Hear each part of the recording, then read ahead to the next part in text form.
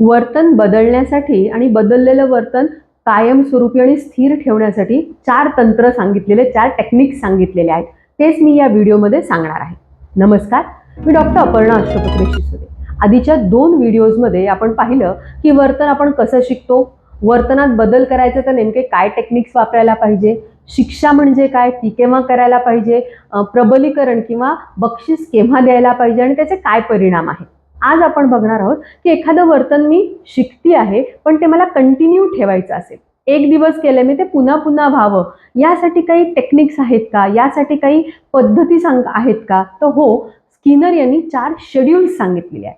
काय शेड्यूल्स आहेत आपण ते थोडं टेक्निकल करू आणि मग नंतर उदाहरण घेऊन ते समजून घ्या.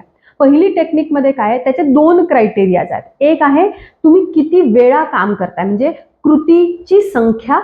दुसरा आहे वेळ, किती वेळ, आणि काही फिक्स आहे आणि काही बदलणार आहे. या 4च्या कॉम्बिनेशनवरनं हे सांगितलेलं आहे. म्हणजे एक वर्तन आहे, मी ते केव्हा त्याचं प्रबलीकरण होणार आहे. तर समजा 4 वेळा मी वर्तन केलं, प्रत्येक 4थ्या वर्तनाला मला बक्षीस मिळणार आहे.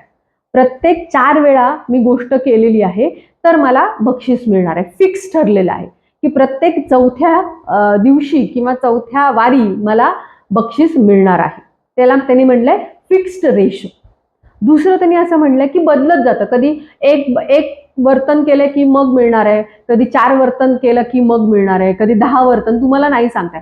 पण वर्तनाच्या संख्येवरतीच हे अवलंबून आहे की तुम्हाला बक्षीस मिळणार. तुम्ही नुसतेच बसून राहिले तर बक्षीस मिळणार नाहीये, पण तुम्ही वर्तन केलं, तुम्ही 4 वेळा एक व्यायाम केलेला आहे, 3 वेळा पुस्तक वाचलेलं आहे, 5 वेळा पाढे म्हटलेले आहेत, 2 वेळा म्हटले तरी बक्षीस मिळू शकतं पाढे, 10 वेळा म्हटल्यानंतर मिळू शकतं, फिक्स नाहीये.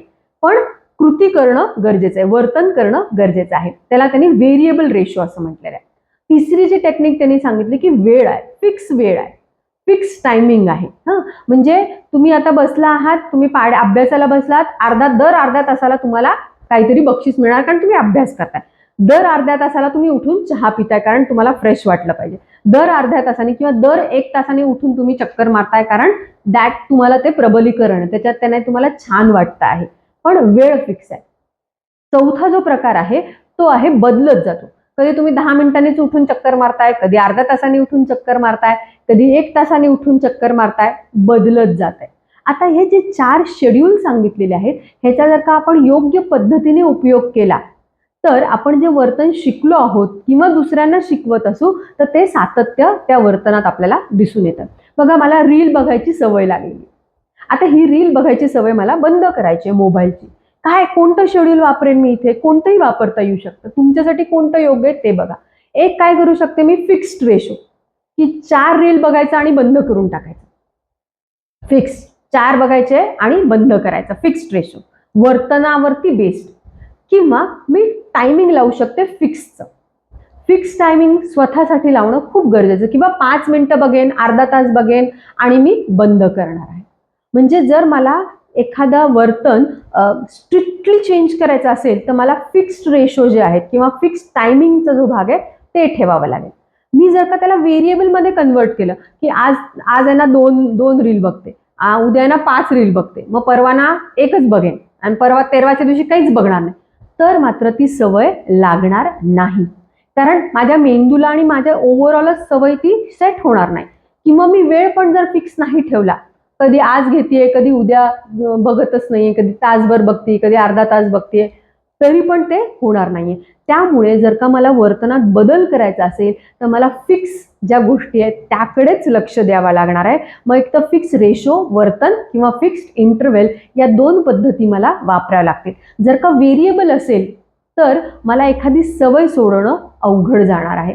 म्हणून बघा, एखादा व्यक्ती जेव्हा जुगार खेळतो तो जुगार याच ह्याच्याने करतो, कारण जुगारात पैसे जिंकणं हे फिक्स नाहीये, हे बदलत जातं. त्यामुळे त्याला असं वाटतं आता नाही, 2दा खेळणार नाही, 4थ्यांदा तरी होईल, 5व्यांदा तरी होईल, आणि ती सवय मोडत नाही. सवय जर मोडायची असेल आणि नवीन करायची असेल तर आपल्याला फिक्स्ड रेशो आणि फिक्स्ड इंटरव्हल या 2 पद्धतीच वापराव्या लागतील. आपण हा व्हिडिओ शेवटपर्यंत बघितला त्याबद्दल खूप खूप धन्यवाद. आणि हा व्हिडिओ आपल्याला आवडला असेल तर व्हिडिओला लाईक करा, शेअर करा, आणि आत्तापर्यंत जर का तुम्ही चॅनलला सबस्क्राईब केलं नसेल तर तेही लगेच करा. धन्यवाद.